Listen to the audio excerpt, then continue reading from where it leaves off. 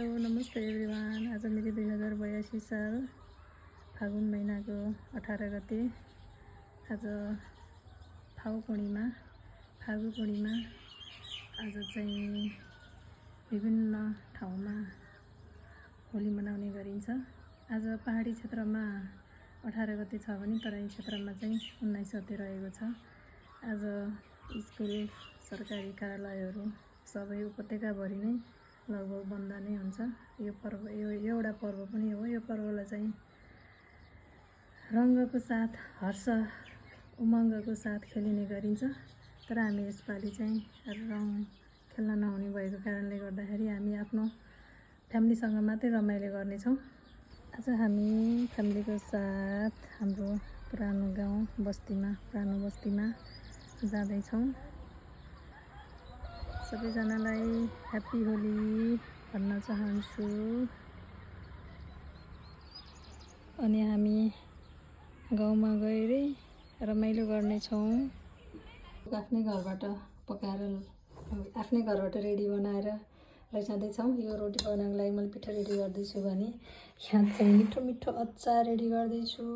अनि अरू बाँकी चाहिँ हामी उहीँ गएर बनाउनेछौँ। हेरेर साथ दिनु होला, रमाइलो गर्नु होला, इन्जोय गर्नु होला। ह्याप्पी होली।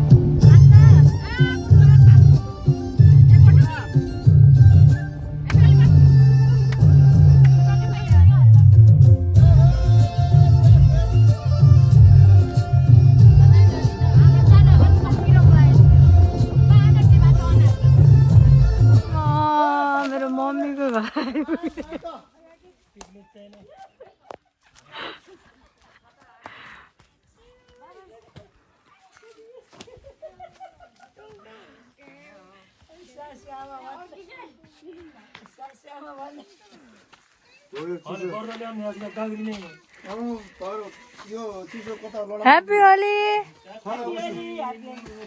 कसलाई औषधि मम्मी ह्याप्पी होली। यता हेर न, नुनु लगाइदेऊ सन, नुनु लगाएर ह्याप्पी होली छोरी। यता हेर न ल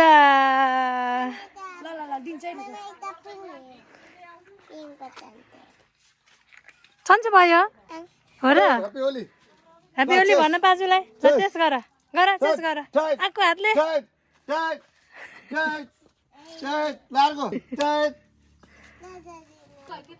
कस्तो तुलसी मठभित्र गएर बसेको यो शीतल यहीँ पाएको होला। यो के बन्दैछ? ओ भाडा कस्तो।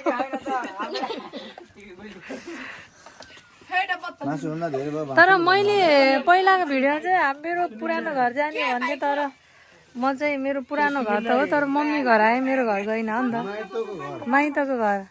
मेरो बाबाले चाहिँ पाडाको मासु काट्दै हुनुहुन्छ।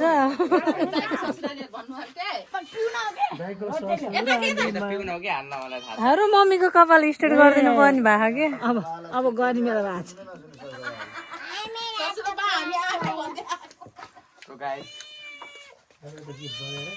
कुन्टु यो मेरो ठुलो छोरा बोल्दैन, अलि लज्जालु स्वभावको छ कि केटी मान्छे जस्तो छ।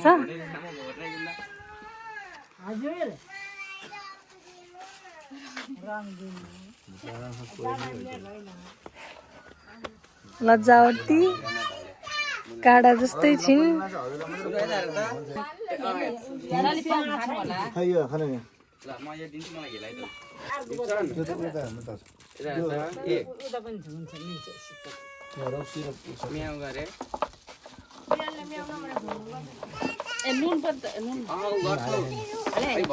मम्मी एउटा कटोरा नुन ल्याइदिनु।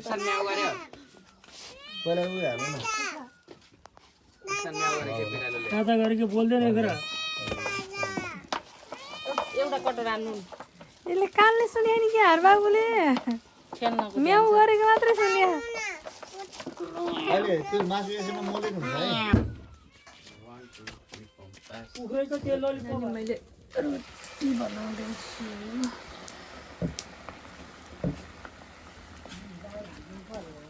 नै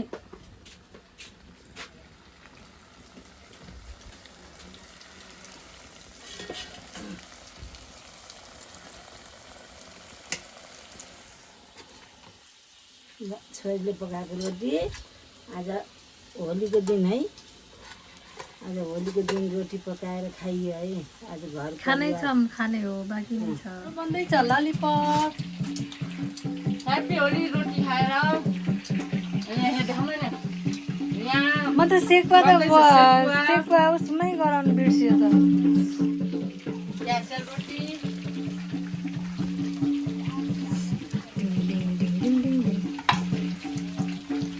बनाउने मान्छे यत्रो दुःख हामीलाई दिएर लास्टमा देखिन मात्रै हो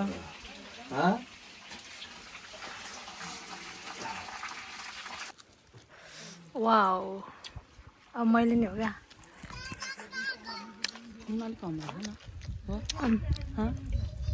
ठिकै छ है अब हाम्रो कार्यक्रम सकिएको सुनको टुक्रा छ र ढोकला हेर्ने भनेको रिस उठ्यो सकियो अब पेट भरियो कि खाली भयो पेट आज भोकै छ उ तपाईँले आएर नि चामल हेर्नु मम्मी किन उता ढल्किनु भएको सिधा घर गएन न त्यो चाहिँ भुलेछ अर्को चाहिँ के भनेछ विदेशबाट पनि के सब पेट अगाडि ढल्किनु भएको छ कि यता पनि ढल्किनु भएको छ म ठेतीलाई छि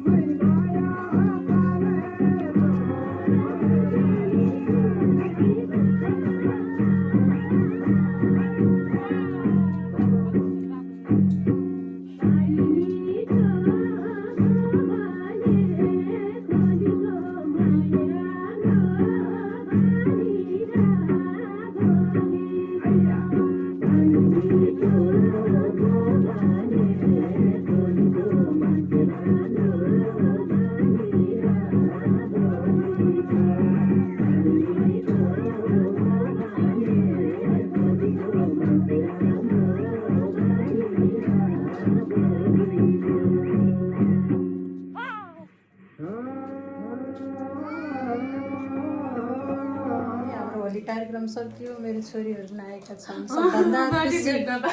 सबभन्दा खुसी यो टाइम छ अनि हामीले जे खायौँ म छोरीहरूको लागि पनि ल्याइदिएको थिएँ मलाई मात्रै थाहा थियो छोरीहरू आउने भनेर हामीले रमाइलो गरेको ठाउँमा छोरीहरू आउने भनेर त्यो प्रोग्राममा चाहिँ छोरीलाई पनि उपस्थित गराउने भन्ने थियो अफसोस मिलेन आउन चाहिँ यिनीहरू ढिला भयो हामी घर आउने बेला भइसकेको थियो त्यसोले गर्दा जे होस् जे भयो नि मैले जे खाएँ छोरीहरूलाई त्यही खुवाएको छु फाइनली सकियो बाई